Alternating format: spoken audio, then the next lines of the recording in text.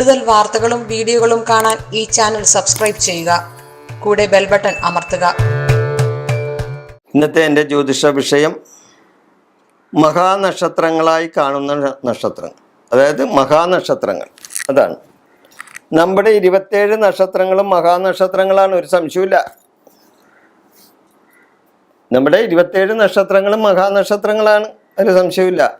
ചില കാര്യങ്ങൾക്ക് ചില നക്ഷത്രങ്ങൾ നല്ലതാണ്, അല്ലാത്ത ഇത് ദോഷമല്ല എന്ന് വിചാരിച്ച് അല്ലാത്തത് ദോഷമല്ല. ആ നക്ഷത്രങ്ങൾക്കും ചില കാര്യങ്ങൾ ചെയ്യാനാവും. അപ്പം ചില നക്ഷത്രത്തിൽ ചില കാര്യങ്ങൾ ചെയ്യാം, ചില നക്ഷത്രത്തിൽ ചില കാര്യങ്ങൾ ചെയ്യാം, ഇല്ലേ? ഇപ്പം ചില നക്ഷത്രങ്ങളിൽ ശുഭകാര്യങ്ങൾ ചെയ്യാം. എന്നാൽ വേറെ ചില നക്ഷത്രങ്ങൾക്ക് ശുഭകരം അല്ലെങ്കിൽ തന്നെയും ഇപ്പം കിണർ കുഴിക്കുക, അല്ലെങ്കിൽ ഭൂമി സംബന്ധമായ മറ്റ് കാര്യങ്ങൾ ചെയ്യുക, അതൊക്കെ വേറെ ചില ശുഭനക്ഷത്രങ്ങളല്ലാത്ത ചില നക്ഷത്രങ്ങളിൽ ചെയ്യാം. മരം നടുക, അല്ലെങ്കിൽ വേറെ ഏതെങ്കിലും കൃഷി സംബന്ധമായ കാര്യങ്ങൾ ചെയ്യുക. ഇതിനൊക്കെ ഓരോരുത്തരോ നക്ഷത്രങ്ങൾക്ക് ഓരോരോ അർത്ഥവ്യാപ്തിയുണ്ട്. അതനുസരിച്ചാണ് നക്ഷത്രങ്ങളെ മഹാനക്ഷത്രങ്ങളായിട്ട് കാണുന്നത്. അപ്പോൾ ഒന്നിനേക്കാൾ മെച്ചമാണെന്ന് എങ്ങനെ പറയും, ഇല്ലേ?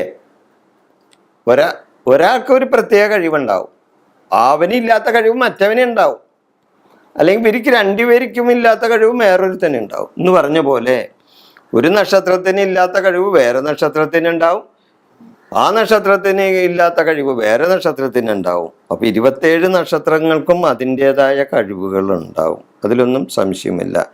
എന്നാൽ ചില നക്ഷത്രങ്ങളെ മഹാനക്ഷത്രങ്ങളായി കാണണം എന്ന് പറയുന്നവരുണ്ട്, അങ്ങനെയുണ്ട്.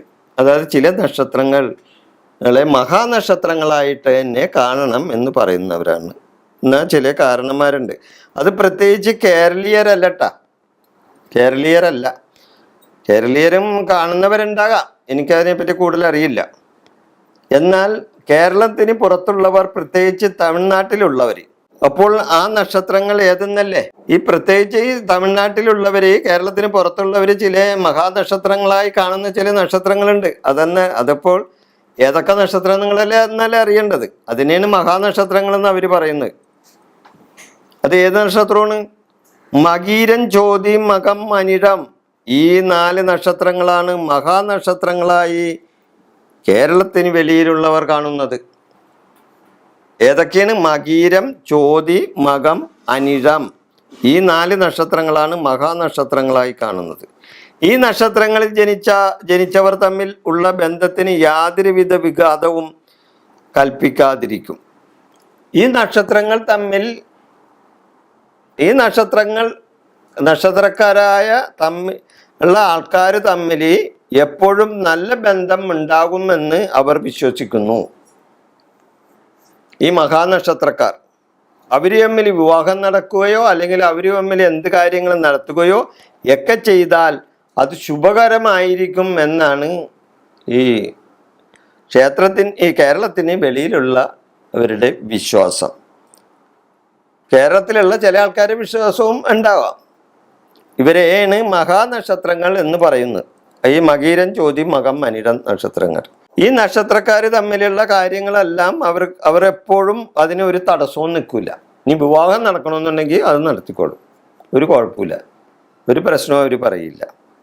ഇത് തമിഴ്നാട്ടിൽ പ്രചാരത്തിലുള്ള ഒരു കാര്യം കൂടിയാണ് ഞാൻ ഈ പറയുന്നത്. തമിഴ്നാട്ടിൽ പ്രചാരത്തിലുള്ളൊരു കാര്യം കൂടിയാണ് ഞാനിത് പറയുന്നത്.